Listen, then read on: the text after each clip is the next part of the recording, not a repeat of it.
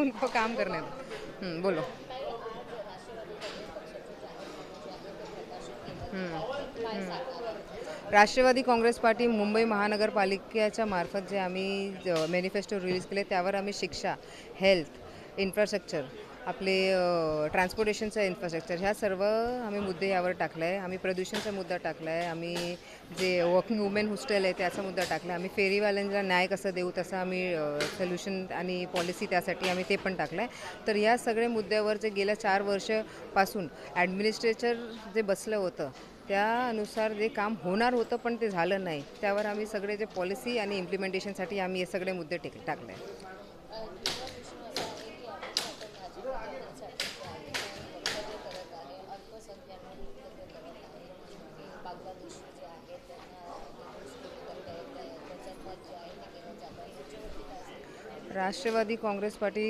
कधीही आपली विचारधारा सोडून जे शिवशाहू फुले आंबेडकरची विचारधारा आहे ते सोडून कधीही त्याच्या पुढे बोलत नाही.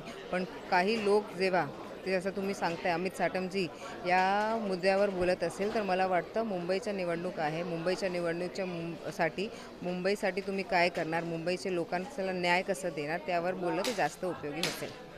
थँक्यू.